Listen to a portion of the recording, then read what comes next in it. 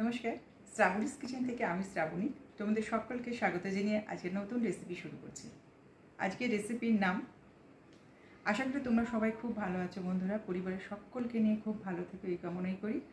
আর যারা আমাকে সাবস্ক্রাইব করে দেয় তো অসংখ্য ধন্যবাদ, অপরন্ত ভালোবাসা জানাই। আর যারা এখনও সাবস্ক্রাইব করোনি প্লিজ সাবস্ক্রাইব করে আমার পাশে থেকেও আমার পরিবারের সদস্য হয়ে যেও। আর সকলকে পুরো ভিডিও দেখার অনুরোধ জানিয়ে আজকে রেসিপি শুরু করছি, চলে এসো। দই পটল আমি কীভাবে করি সেটাই তোমাদের সঙ্গে আজ আমি শেয়ার করছি। তার জন্য এখানে নিয়ে নিয়েছি 8টা পটল, ভালোভাবে ছিলে নিয়েছি। ছিলে নিয়ে এরম মাঝখান থেকে একটা করে চিড়ে লাগিয়ে দিয়েছি, সবেতে একটা করে চিড়ে লাগিয়ে দিয়েছি, দিয়ে নুন আর হলুদ দিয়ে মাখিয়ে রেখে দিয়েছি। এটাকে ফ্রাই করব।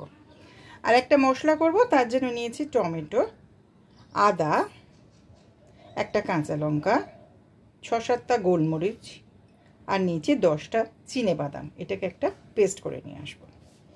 আর এখানে নিয়েছি দই, 1/4 কাপ টক দই নিয়েছি, বাড়ি করা টক দই। তাতে নিয়েছি একটু কসুরি মেথি, আর একটা এখানে মশলা মিশিয়ে দিচ্ছি, এটা হচ্ছে জিরে, ধনে, মৌরি। এই মশলাটা এখানে দিয়ে দিচ্ছি, দিয়ে ভালো করে ফেটিয়ে নেব। তাহলে আমি এখন এই পটলটা ভেজে নেব, সর্ষের তেল দিয়ে পটলটা ভাজবো। ভেজে নিয়ে এটা একটা পেস্ট করে নিয়ে আসছি, তারপর দেখাচ্ছে কি করব। পটল ভাজা হয়ে গেছে, ওই তেলেতেই আমি দিয়ে দিয়েছি জিরে, সাদা জিরে, আর দিয়েছি 1/2 টিস্পুনের মতো বেসন। তার সঙ্গে দিয়ে দিচ্ছি হিং।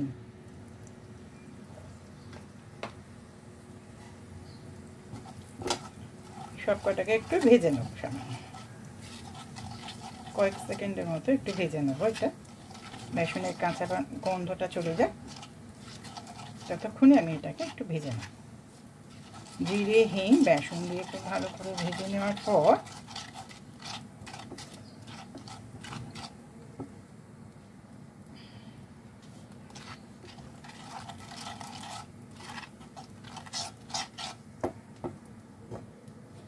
এবার দিয়ে দিচ্ছি এই টমেটো, আদা, কাঁচা লঙ্কা, গোলমরিচ, আর দিয়েছি চিনেবাদাম যে বেটে রেখেছিলাম সেটাকে দিয়ে দিলাম।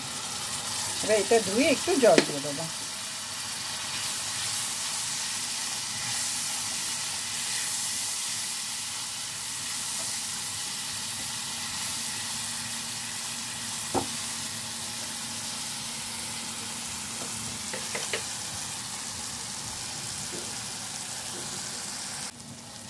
এটা একটু ভাজা ভাজা হয়ে গেছে, এবার দেবো নুন, পরিমাণ মতো নুন।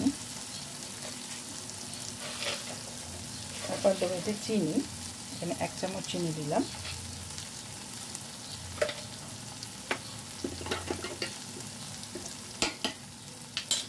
আর এখানে রেখেছিলাম দই, কসুরি মেথি আর ভাজা মশলা, যেটা পেস্ট করে রেখে দিয়েছিলাম, মানে খুব ভালো করে মিক্স করে রেখে দিয়েছিলাম।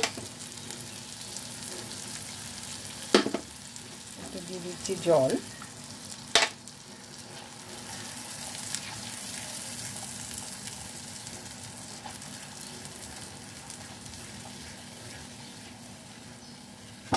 তারপর থেকে দিয়ে দিচ্ছি একটা গোটা কাঁচা লঙ্কা।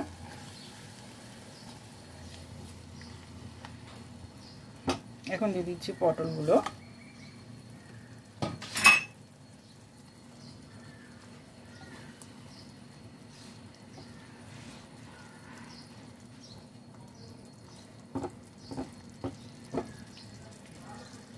মিক্সির বাটিটা ধুয়ে একটু জল দিয়ে দিচ্ছি।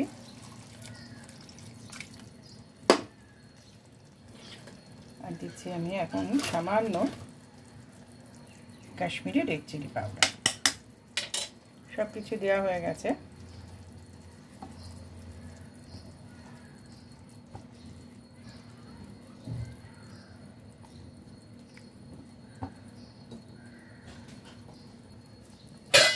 আমি এখন চাপা দিয়ে দিচ্ছি, একটু সেদ্ধ হয়ে যাক, তারপর আবার তোমাদের দেখাচ্ছি।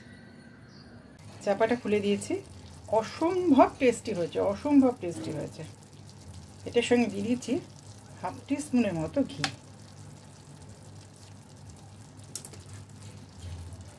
আর সব শেষে দিয়ে দিচ্ছি সামান্য গরম মশলার গুঁড়ো।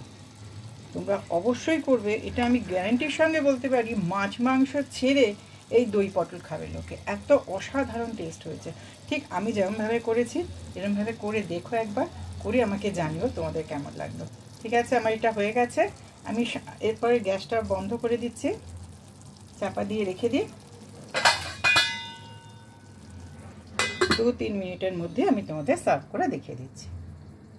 নিরামিষ দই পটলের রেসিপি আমার রেডি হয়ে গেছে। আমি তোমাদের সার্ভ করে দেখিয়ে দিলাম। অসাধারণ টেস্ট হয়েছে, কি সুন্দর কালারটা এসছে দেখো।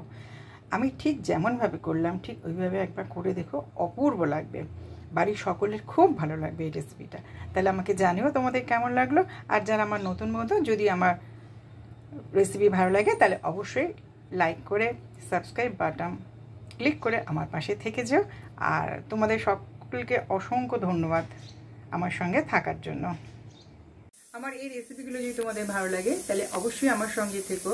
তার সঙ্গে সাবস্ক্রাইব করে রেখো আমার চ্যানেলটিকে, আর পাশে থাকা বেল আইকনটা কিন্তু ক্লিক করে রেখো, যাতে আমি যখন নতুন ভিডিও দেবো তার নোটিফিকেশান তোমরা ইজিলি পেয়ে যাবে।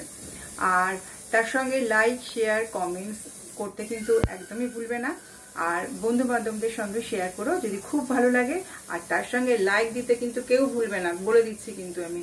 আর তাহলে আজ এখানেই শেষ করছি, পরে আরেকটা ভিডিও নিয়ে আসবো। তোমরা সবাই খুব ভালো থেকো। নমস্কার।